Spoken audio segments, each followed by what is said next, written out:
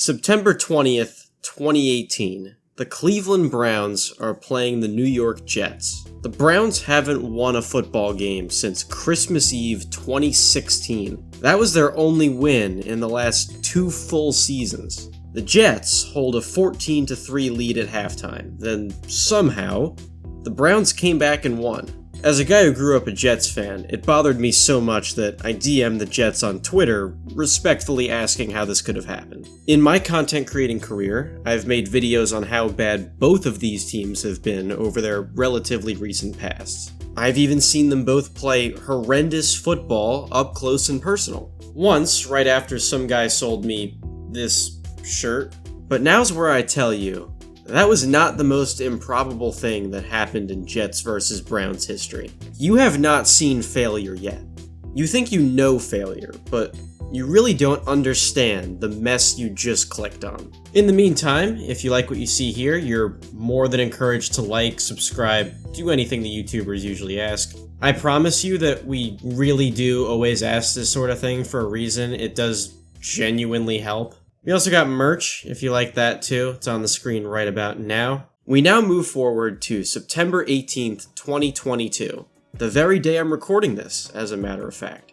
Let me clue you in a little bit to the stakes this time. The Jets are back in Cleveland for Week 2 of the 2022 NFL season. They are led by Joe Flacco, a 37-year-old quarterback who has not been a consistent starter in the league for about 3 years. The week before, he threw 59 passes, and just one of them wound up going for a touchdown. Offense does not strike me as their strong suit. Oh yeah, and the Jets haven't won a game in the month of September since 2018. 2 games before they blew that game from the beginning in Cleveland. I remember that night well. We were streaming an episode of Sport Night with Urinating Tree in the midst of that. Let me check what the Jets are up to. Oh my god. No, they're up like 41-17. Oh my god, Jets! The Browns are led by Jacoby Brissett, who once got his first crack at NFL quarterbacking because Tom Brady allegedly deflated some footballs. They are coming off a win against the Carolina Panthers, squeaking out victory against the same man who led the Browns to beat the Jets in that September 2018 game. But they have magic on their side. You see, this is their first game repping Brownie the Elf as their midfield logo.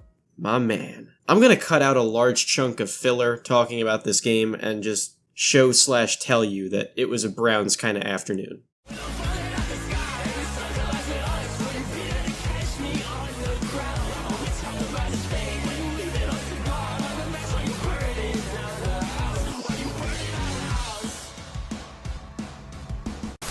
They cruise to a prime position to win this game on the back of Nick Chubb. Nick Chubb is their stud running back who has 2 touchdowns already. And he is a horse the Browns can easily ride to victory on, riding it unconscious even.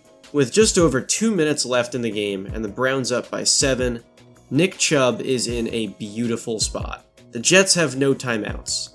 Chubb can simply lie down on the field, take a nap, hum the My Gym Partner's a Monkey theme song, think about whatever his Chick-fil-A order was going to be tomorrow. The game was on a Sunday, you know. Whatever in the world he wanted to do.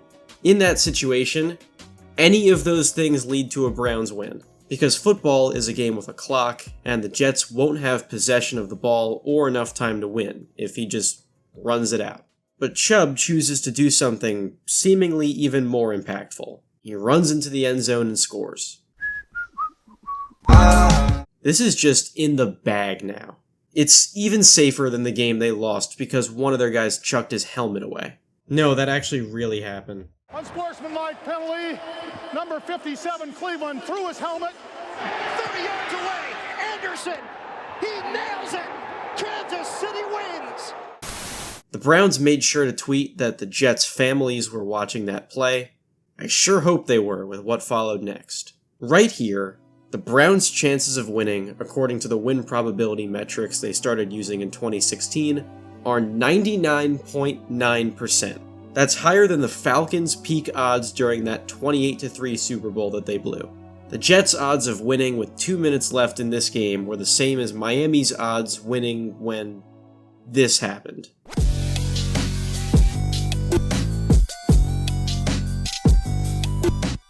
But here's the thing. That was one fluke play, and it was all Miami needed. The Jets needed a lot more to go right. Or should I say, go wrong for the Browns. And if you don't believe in the win probability math they always use, no team has come back down by 13 points or more in the final 2 minutes of a game since 2001. So no matter how you slice it, the Jets should be beyond dead. The 0.1% odds don't happen. Sorry to be the dream crusher there.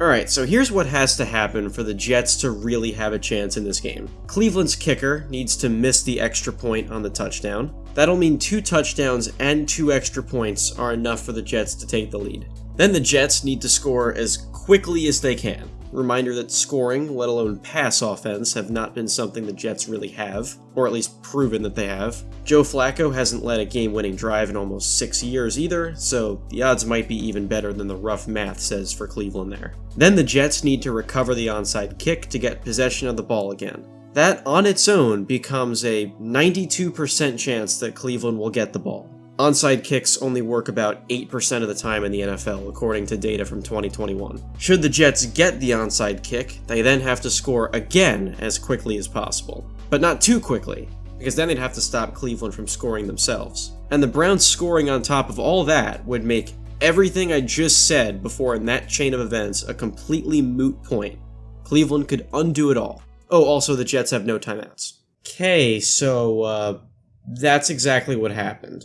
Right off the bat, the Browns miss the extra point after Chubb's touchdown. The Jets start their drive with 1 minute and 55 seconds left at their own 25-yard line. Flacco hits Tyler Conklin on the first play, 9-yard gain, 66 yards to go. Then Flacco heaves the ball up to Corey Davis and...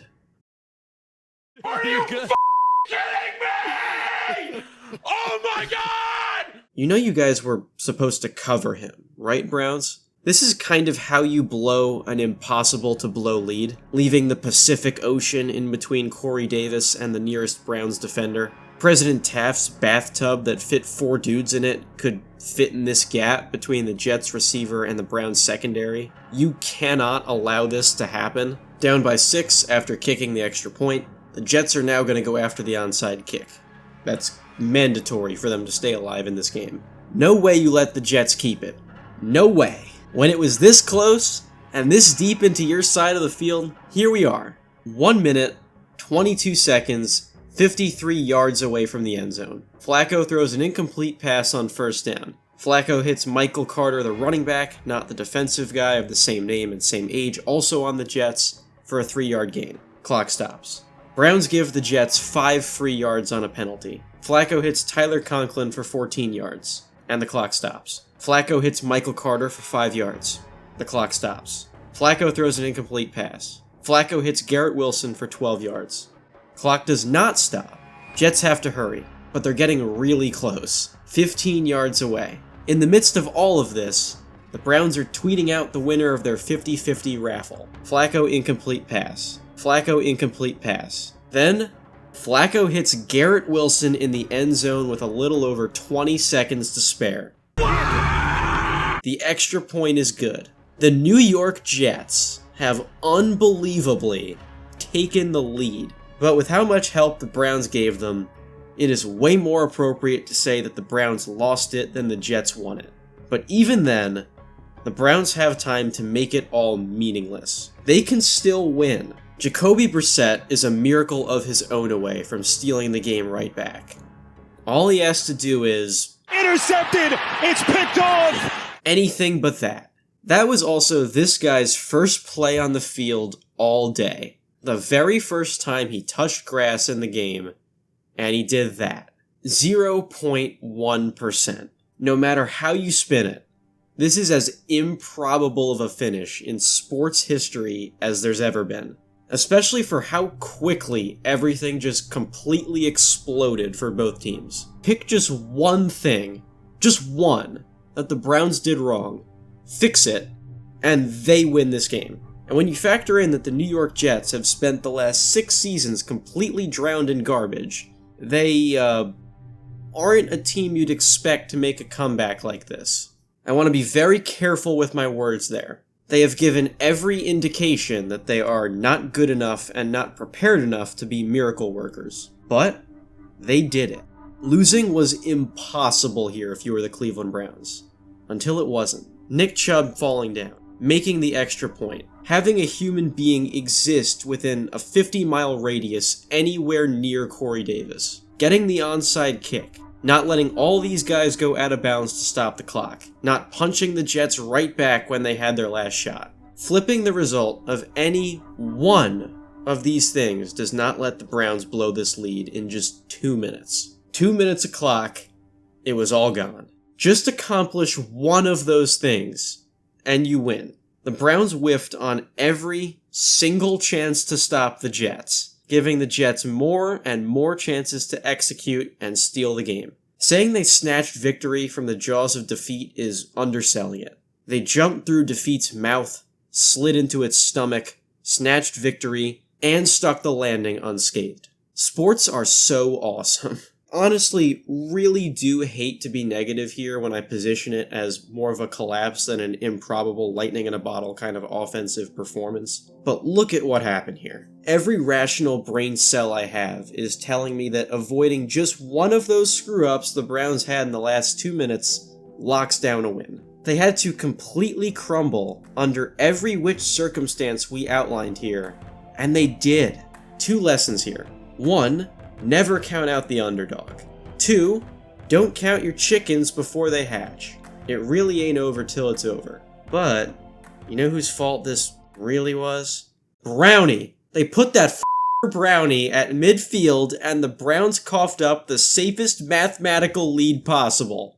They never choked like this in any other game than Brownie gets there at midfield and it happens. Brownie, I see you. You are the only difference. They never did this before, you showed up, and then they choked a 99.9% lead. This was most definitely your fault. The biggest consequence of all this? Making Gary V go on Twitter jumping up and down with some Vince Carter hops in celebration.